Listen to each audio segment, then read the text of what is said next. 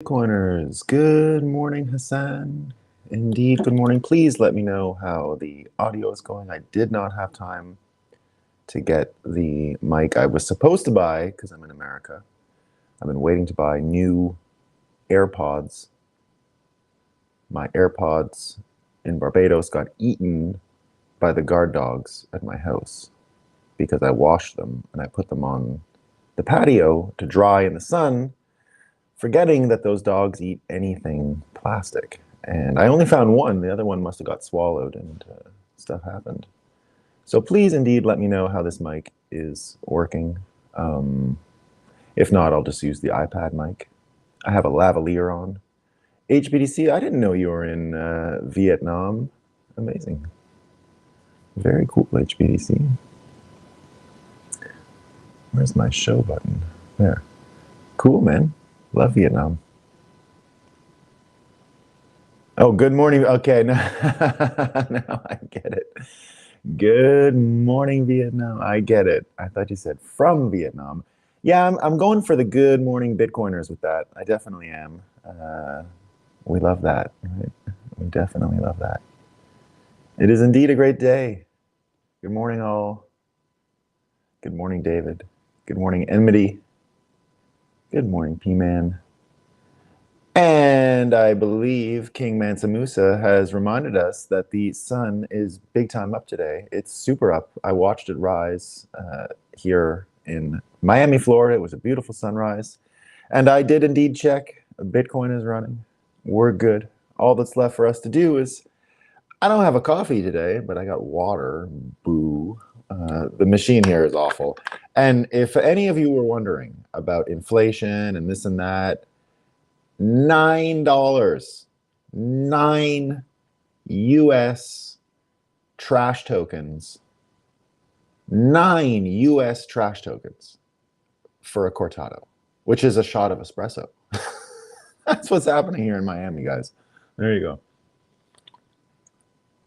9 US trash tokens are what it takes. Now, I noticed inflation was bad here in the past few years. I've been coming here every year for this show, and each and every time you get the sense that all the people with a lot of purchasing power who were fleeing COVID came into a place and were spending so much money that the inflation locally had nothing to do with what we were already seeing in the rest of the country, which was already noticeable.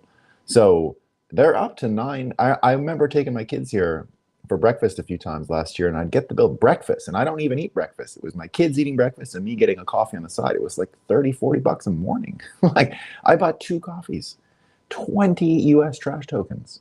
20. Anyway, water's good. We've had enough coffee today. And the machine here in my hotel is not working, so we don't care. Anyway, you're not here to hear about coffee. You're here to hear fun stuff related to Moscow time. So, got a decent Moscow time. I didn't have a ton of time to prep today, but this one's pretty good. So Canada, they've had some beautiful sunsets recently in the east. That often happens when we have massive forest fires out west. So we've got our seasonal massive forest fires out in Western Canada right now. It has indeed, even in the east, made a haze at sunset time. And CNN wanted to let us know that although these forest fires might seem seasonal, there's another reason this time. CNN says millions of acres scorched by wildfires in western US and Canada can be traced back to carbon pollution from the world's largest fossil fuel and cement companies. Oh, pollution. Pollution's doing all the burning these days, I guess.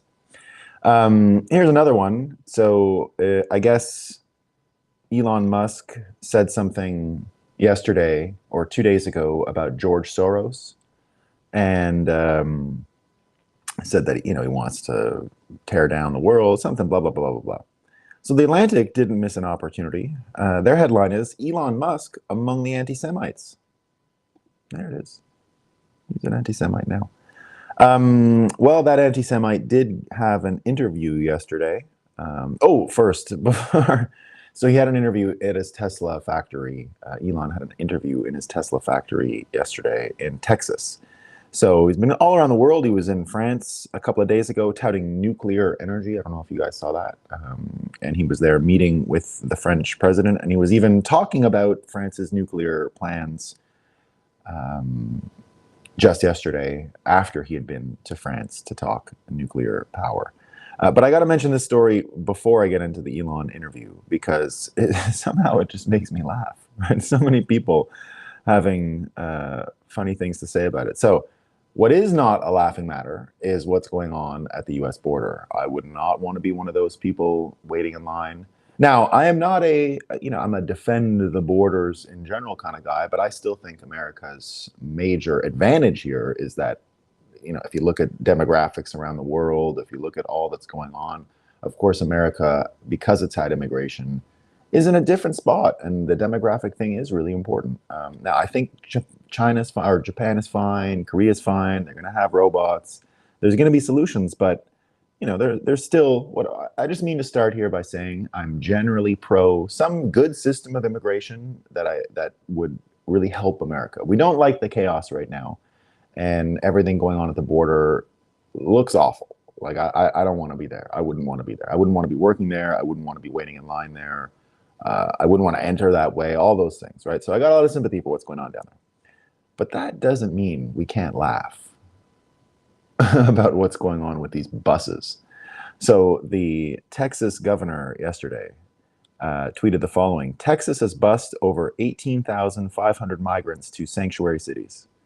Over 9,000 to DC, over 6,500 to New York City, over 1,800 to Chicago, over 9,900 to Philadelphia. We will continue to provide relief to overwhelmed border towns by busing migrants until President Biden secures the border. So, a lot of people saying, congratulations. The best one that I read was from James Stewart, and I'll read you what that actor said.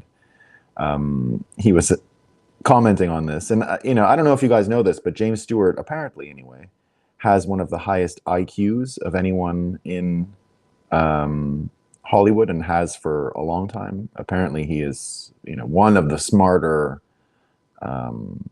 people out there. And when he was off Twitter, you really noticed he was one of those just great James Woods, not James Stewart. James Woods. What am I talking about? James Stewart. Why am I even looking? James Woods. James Woods, one of the highest IQs of any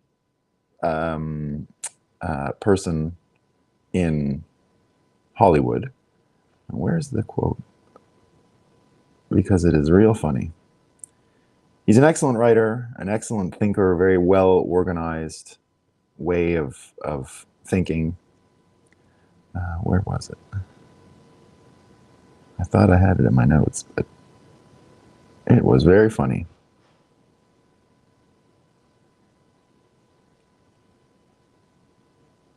Where is it? And he's been tweeting a lot lately, so it's great to have his voice around again,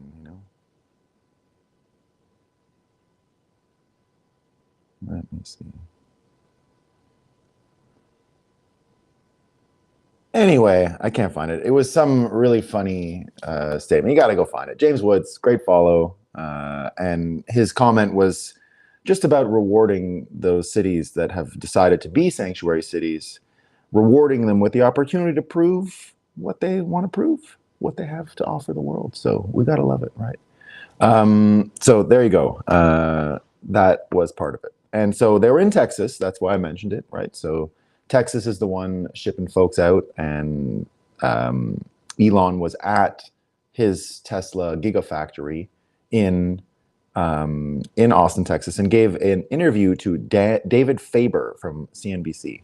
And he had some pretty interesting things to say. They hit on everything. So first of all, he spoke about his decision to hire Linda Yaccarino. It fell more or less into the lines of what we've all been talking about here. And he said something like, Twitter is an advertising-based model. That's what she's great at. She's a tremendous executive. I continue to have absolutely no problem with any of that. I understand why people are losing it, but I don't see it. So, but I could be wrong, The more interesting things he said, though, when David Faber was trying to push Elon on his own freedom of expression and saying, well, what if your Twitter shareholders or your investors or other executives come up to you and say from other companies and say to you, your tweets are creating these problems for our shareholders and you have to find a way to get along.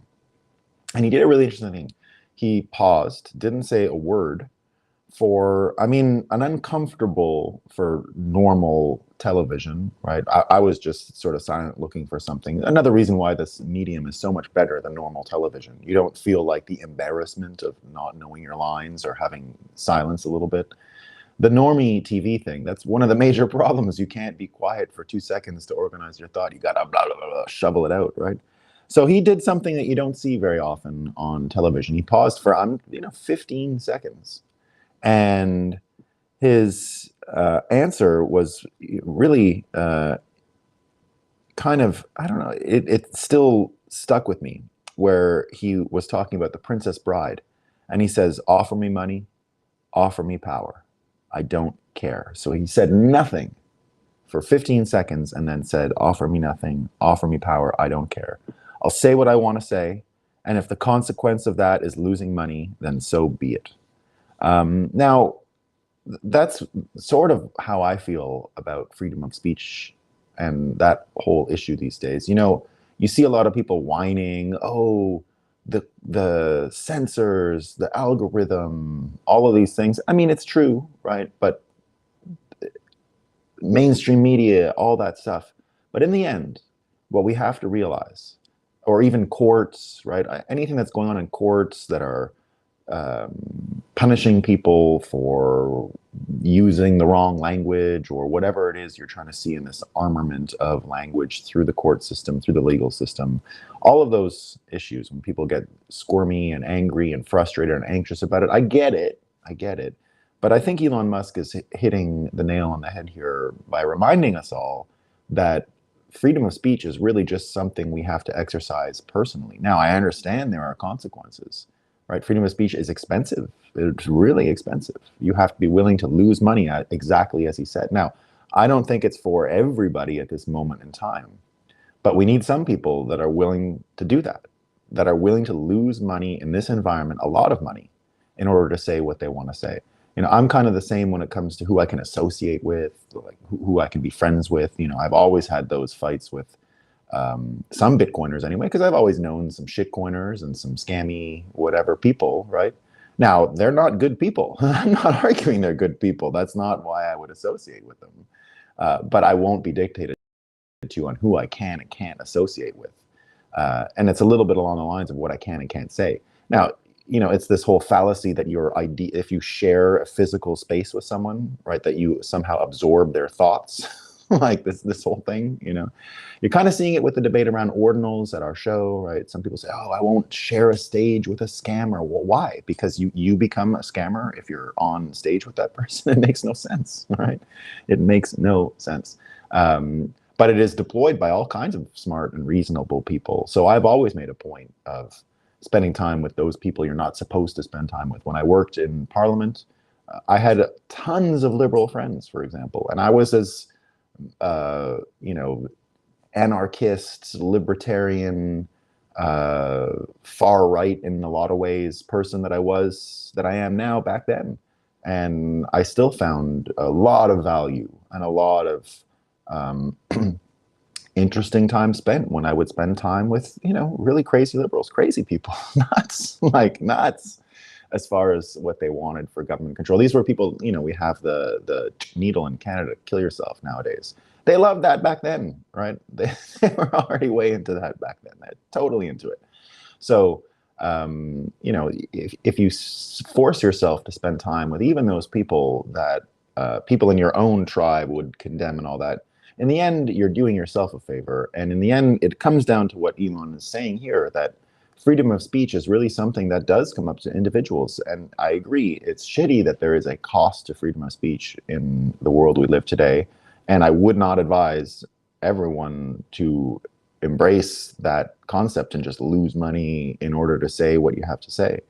But, you know, I'll try here, right? I'll try to say what I always say, want to say, and exercise my freedom of speech. It is like a muscle. It is something that you can exercise and expand on. You know, the format that we've all created here, the interaction and the liveliness of it allows us, I think, to explore things in a loose but interesting way that I think sometimes would butt up against things that would normally get folk censored. But I think we're doing great, right? I've still got zero warnings from YouTube or anything like that. So algorithmically, I'm doing okay. So there you go. But he had, you know, quite a few other things to say about working from home, for example. And it was probably the most interesting criticism of work from home that I've ever heard. Now, you get most people who say, now I'm a work from home fan, right? 100%. But what he said is the laptop class is living in la la land because it's one of these Marie Antoinette situations of have your cake and eat it too, in the sense that, oh, the people who have to deliver things, the people that have to go and build cars, they can go to work, but I work on a laptop. I don't have to. And I've kind of felt that way. I'm telling you, the minute the coffee shops opened in New York City, I was tipping twice as much as I was paying for the coffee, simply because I was so thankful that people were willing to go out and work and make coffee. Because that, you know, if you remember COVID, when the real lockdowns were happening, that was one of those things where if you didn't have an espresso machine, you just didn't get espresso for a couple of weeks, right? It sucked. Yeah, I don't need espresso. That's not the problem. But ever since, you know, I see it all over now. People complaining about tip culture. Has tip culture gone too far? I get the pressure. Inflation is bad. I get why some people would have a problem. I refuse to have a problem with it. I refuse, because the idea that the service industry, I worked in the service industry, tips were everything. They motivated you, and any job that didn't have tips got lower quality folks. If you look at what's going on, for example, in alcohol consumption, right? Cut it out of my life. And it's kind of a trend. You're seeing it more and more. Well, what about all those super talented and great bartenders? I'm so happy that these people are moving into the coffee world, and I'm happy to tip them, honestly, because that they're going out of their way, they're making good cups of coffee. Nothing worse than paying the normal expensive amount. You know, cortados, what I was complaining about at the beginning here, usually they're $3 or $4. That's the normal price. I'll always tip on top of that. Now, nothing worse than paying $3 or $4 and the person doesn't know how to make the drink, and it's awful. And it's terrible, right? Because the difference between a good one and a terrible one is everything. It's everything. And I try to spot which baristas make good ones and which places and all that kind of stuff, because I hate getting bad ones. So the point is that this tip culture is, I think, important, and sort of comes to what he's saying, that there is this division between people, that the work from home people are just not attuned with what's going on, because it really is a lot of this managerial class thing. Now, I have a laptop job in a sense, right? I do. I'm not denying that I'm part of what Elon Musk is saying.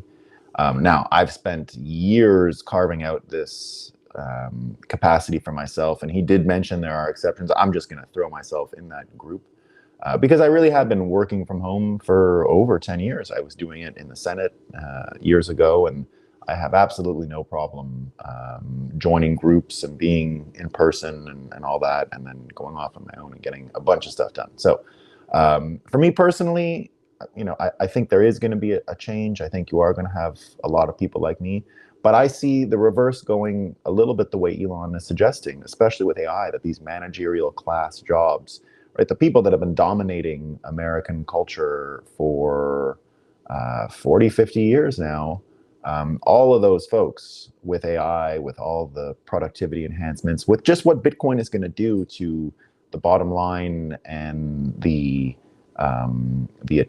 attuned nature of companies to have the appropriate amount of capital deployed internally for human resources, that whole thing, I do believe you're going to get more people going into the physical jobs again, like farming. That's why I will tip my butcher now. I tip the butcher, man. Come on. Like, wow, a force as sinister and as evil as the banks exists in America, and it's the grocery stores. You have to fight them. You have to. You have to find a farmer. You have to find a small market. Any market that allows local products easily onto the shelves, that's one that's not part of the cartel, because that's how the cartel exercises its strength. It keeps anything outside of its central distribution systems out of the market shelves. And did you know that there are even people that will go and, like, if a local product does make it onto the shelf of a nationwide grocery store, there's armies of people that will go and hide those products on shitty shelves, put them on the bottom. There's a major difference, obviously, between what's on the bottom shelf in a grocery store and what's at eye level, right? That's pretty easy to imagine why. So there's a whole army of people out there doing that stuff. So what Elon said here about work from home and work outside, I think there's going to be a happy medium where it will end up looking like a type of golden age, in the sense that a lot of the people who have meaningless jobs now and are at home pretending to work, those folks in the end might get some more enjoyment and fulfillment out of a job. You know, what I loved about the service industry in all of my years working in it is when your shift was over, you had a really good sense of a good day of work and the enjoyment that comes out of that. So I have a ton of respect for service industry jobs and continue to think that you can actually, I mean, they're not, if you look at how many of them were lost during the lockdowns and you saw the actual effect on the US economy, it was very little, right? These are not really necessarily vital to the whole system. It's kind of just a money velocity thing, and money circling around for consumption. And, you know, that part of it means, you know, a lot of people don't think you can build a modern economy off service industry and those kinds of jobs, that they're not vital enough to support a dynamic economy. Not today, but as we move more into 3D printing and decentralized manufacturing because of 3D printing, and supply chains get completely altered because of those things, I think you are going to see a return and a greater importance on the service industry. And I think the American economy is headed to something like a tourist nation. That's sort of the path I see for America, is that it becomes one of the great tourist locations on planet Earth. And with all the civilized stuff that comes with that. So safe cities again, safe, ways, and convenient and clean ways to network now. Great physical infrastructure of highways, unbelievable, but the rain, right, very terrible. So there you go. So I just thought that was interesting, and I think you can start to see through work from home working itself out to being efficient and productive, that part of the economy, plus more folks going into physically rewarding jobs, I'll say, right? Physically rewarding. Now, not every day in the service industry is physically rewarding, I'll say that. You got to deal with a lot of shit people. He also talked about, so this is another part of the Elon Musk interview, he also talked about third-party audits of cobalt mining, and that he's going to do it for his own factories and wants the cell phone companies to do the same. So this is, again, getting into the idea of the supply chains that I was just mentioning. So pretty interesting stuff. Now, he also said something which I'm not quite sure how to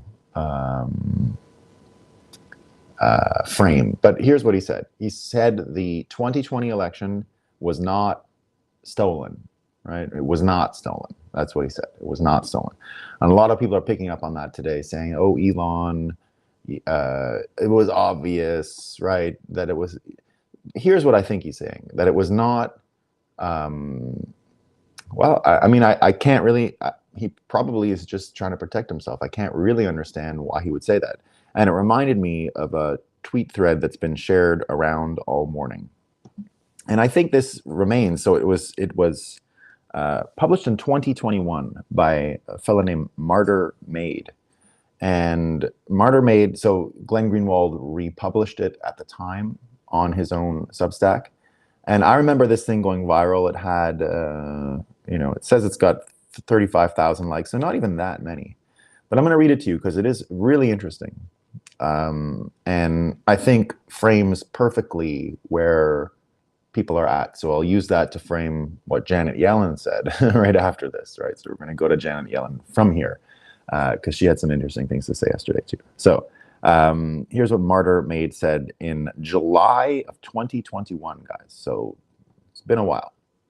I think I've had discussions with enough boomer tier Trump supporters who believe the 2020 election was fraudulent to extract a general theory about their perspective. It is also the perspective of most people, most of the people at the Capitol on January 6th, and probably even Trump himself. Most believe some or all of the theories involving midnight ballots, voting machines, etc.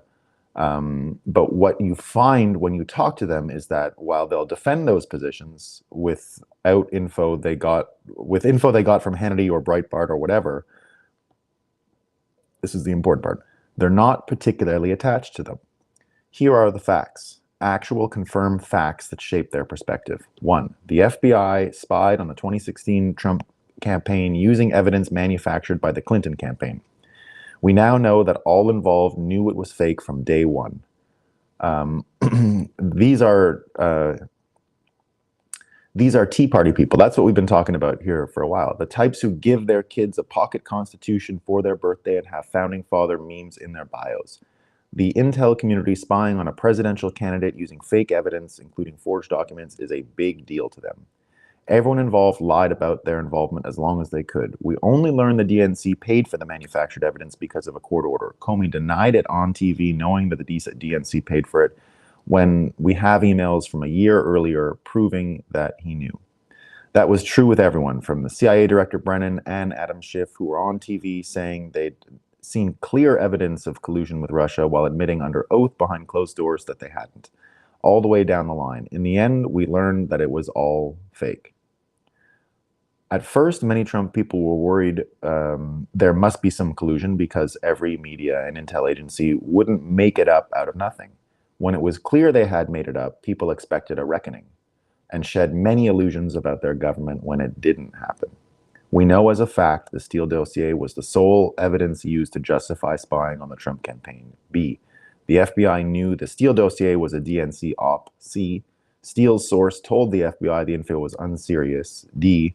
They did not inform the court of any of this and kept spying. Trump supporters know the collusion case front and back. They went from worrying the collusion must be real to suspecting it might be fake to realizing it was a scam, then watched as every institution, agencies, the press, Congress, academia gaslit them for another year. Worse, collusion was used to scare people away from working in the administration. They knew their entire lives would be investigated. Many quit because they were being bankrupted by legal fees. The DOJ, press, and government destroyed lives and actively subverted an elected administration. This is where people whose political identity was largely defined by a naive belief in what they learned in civics class began to see the outline of a regime that crossed all institutional boundaries, because it had stepped out of the shadows to unite against an interloper. GOP propaganda still has many of them thinking in terms of partisan binaries, but a lot of Trump supporters see that the regime is not partisan. They all know that the same institutions would have taken opposite sides if it was a Tulsi Gabbard versus Jeb Bush election. It's hard to describe to people on the left who are used to thinking of government as a conspiracy, Watergate, COINTELPRO, weapons of mass destruction, etc., how shocking and disillusioning this was for people who encourage their sons to enlist in the army and hate people who don't stand for the anthem. They could have managed the shock if it only involved the government, but the behavior of the corporate press is really what radicalized them. They hate journalists more than they hate any politician or government official because they feel most betrayed by them. The idea that the press is driven by ratings, sensationalism became untenable. So the idea that the press is driven by ratings and sensationalism became untenable. If that were true, they'd be all over the Epstein story.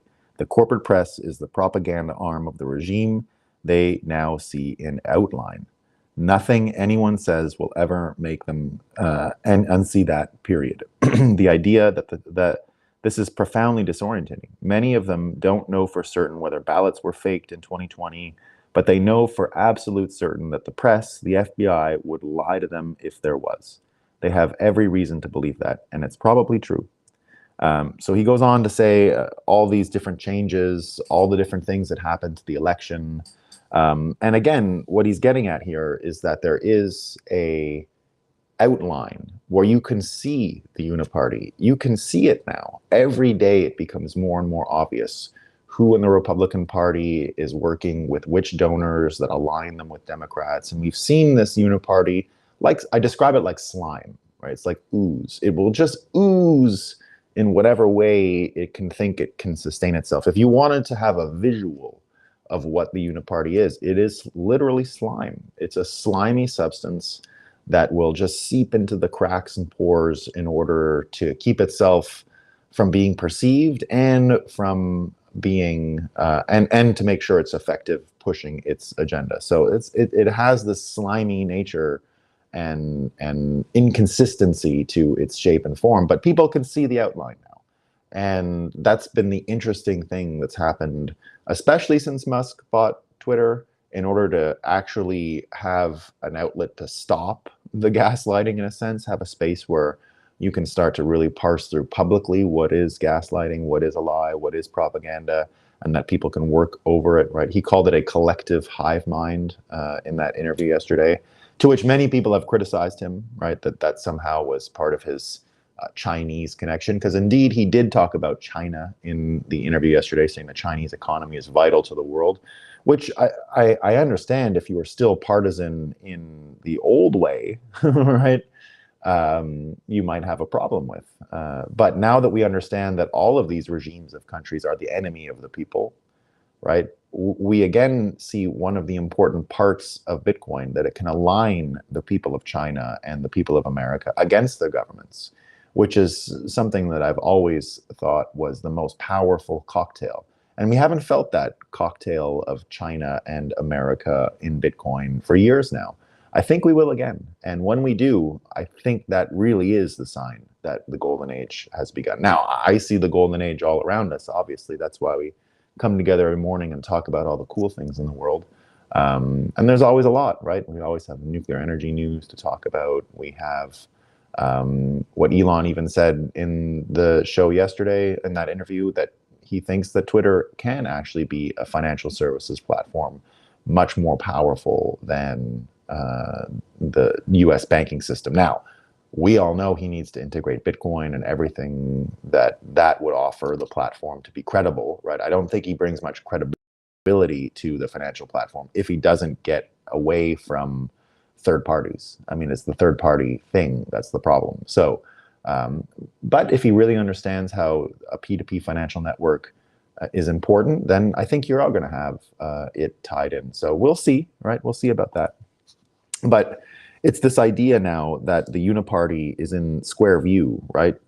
And that we have a sense that the uniparty has corrupted the FBI, the DOJ, intel communities, intel organizations, Congress, pharma. They're not doing great. The Biden crime family, right? You get all of these corrupted institutions, and you can tell, you can see the uniparty when you contrast that with this thing. Apparently, even according to the folks who are Republican, or even according to what Elon Musk said, there is still a portion of people that will say that the election systems, all 50 state election systems are great. They're the only things not broken. We're great. The election systems, they work. Everything else is broken, but thank God,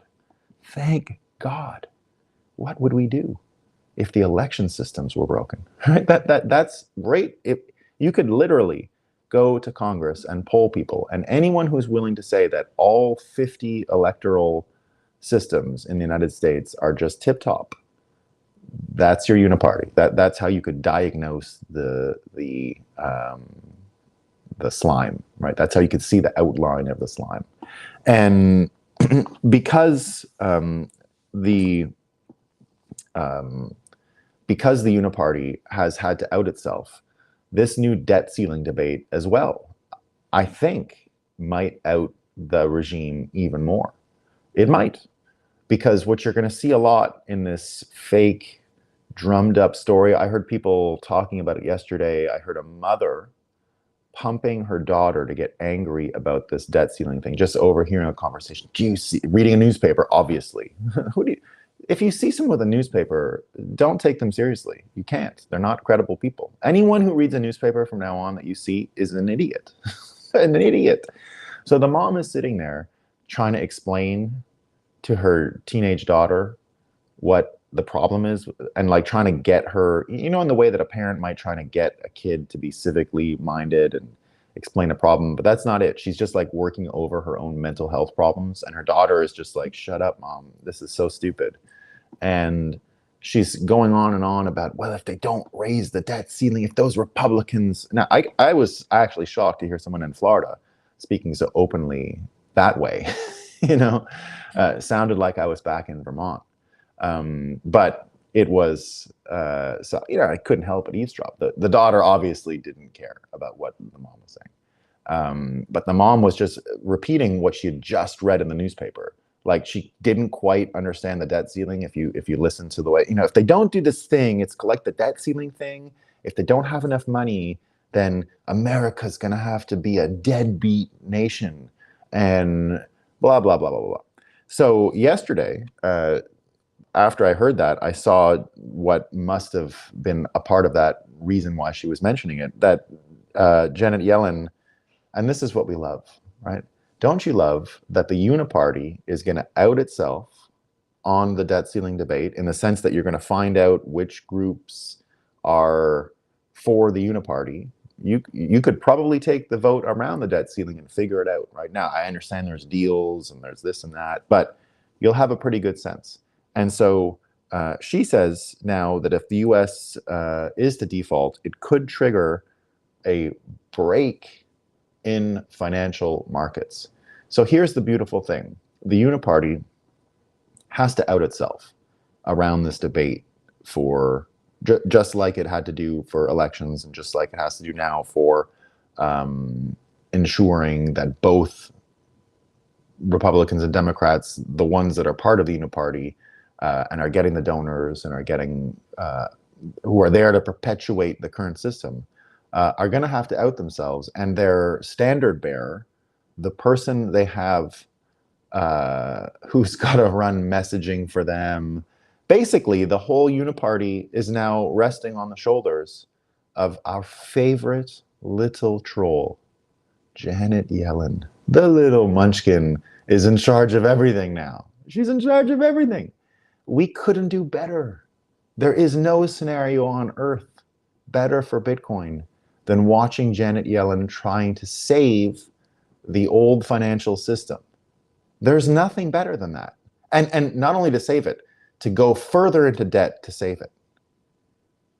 This is a perfect scenario for Bitcoiners to continue to proliferate, for our ideas to be shared even more easily, for the audience size who could be receptive to what we're saying to just expand and grow more and more. This idea of being able to perceive the Uniparty through all of this fog of war, which Republicans had a head start on. Remember, I've said it 1,000 times. What folks will never understand about why people love Donald Trump, it's because he killed a major faction of the Republican Party during his primary nomination. There's no amount of screw-ups the man could ever do afterwards that will stop people from appreciating what that was. It's a bit like Elon Musk buying Twitter in a sense, because it created this little carve-out where you now had the ability to contrast what was happening. You had a space that wasn't occupied by the occupiers. And you had the same thing that Elon did with Twitter, Trump already did in political parties. He just created a space that wasn't controllable. It made him an interloper. And that's why they targeted him, obviously, right? And, you know, the end of that martyr maid thing says, well, probably Trump saved his life by getting cheated out of the election, because there's only one other place this can go after the amount of cheating that went on in order to get him defeated in 2020. There was only one other place to go. Now, all of this said, the whole thing on Janet Yellen's shoulders, I think, will continue. And now, don't even bother with the drama of the debt ceiling. She'll probably get away. If she doesn't, then we'll see what happens. Maybe the financial system will break, and that's obviously not. You don't want to see people suffering with confusion and all these things, but that's the world we're in now. And Bitcoiners have been describing this world for a long time. So if it comes real soon and it's bad, well, I mean, we've had years to prepare and warn people. I think they're going to do the obvious thing and print, right? So I don't suspect that's not going to happen. But you're going to see the uniparty outline, and more, you're getting opportunities for other people to perceive what we have seen for a while now. And because of all of that, there's an opportunity for a third party to come into this election and get a ton of amplification and space, because they could be right over the target. If you look at what RFK is saying, right, he's going to get cheated. We've been mentioning it here many times that there's a good chance he goes on his own and is forced to play the game that way. And as I said, the last time a third party did so well and came in second place was around the debate for the creation of the Federal Reserve and this entire financial system. So it would be interesting, and the simulation would love it, if there was this scenario this time around where the debate around the Federal Reserve also creates a hole in the uniparty that we can see and perceive in the election system. So that's where we're at. All right, now let me see. I missed a bunch of comments here. Missed a bunch of comments. All right, let's see. The cobalt thing was in response to some woke person, and then jokingly admitted to put up. Yeah, no, I saw that joke. Yeah, and then added that it. Oh, I missed that. Pardon me, Bitcoin graffiti. I didn't see the whole. So it was, but my point was that he was attacking the supply chains in a what I would say positive way. That was the important point.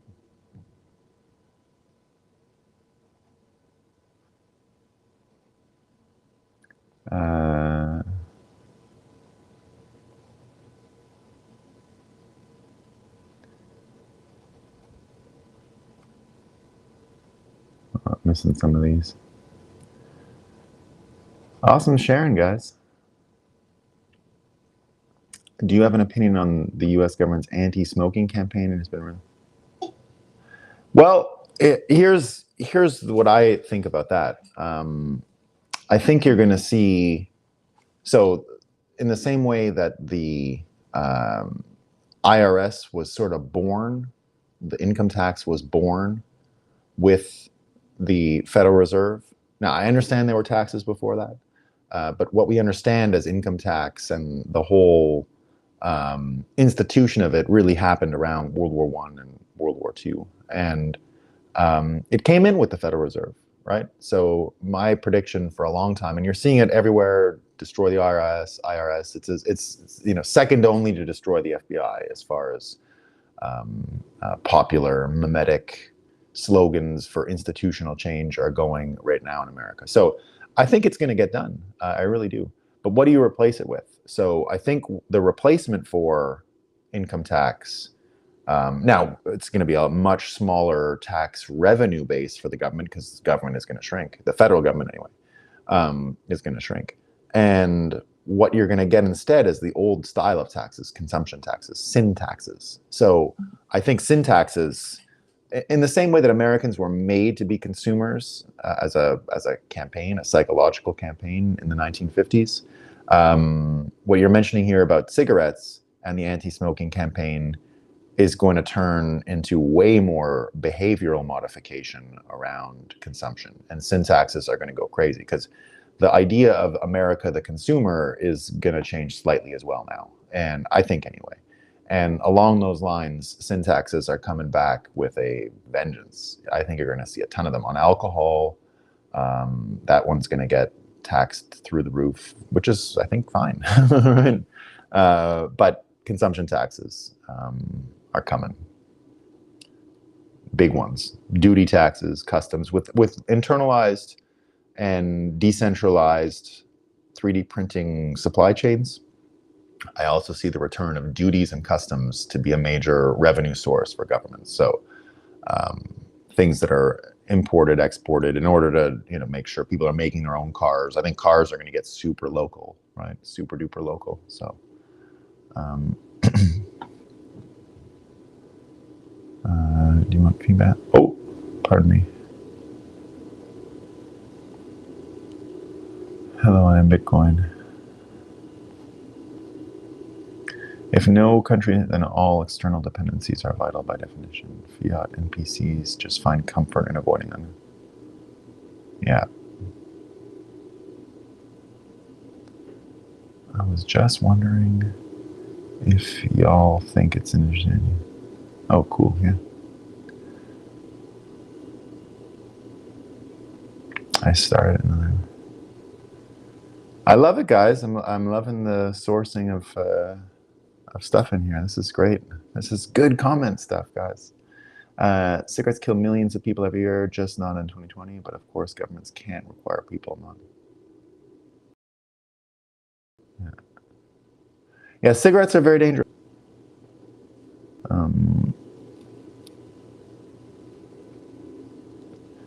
But I do think taxation is coming for all these things, and it will modify behavior.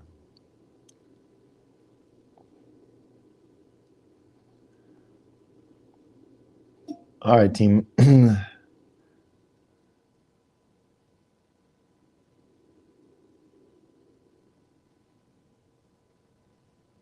I hear, they're swimming in murky waters while wearing sunglasses, wondering why they keep going in the wrong direction.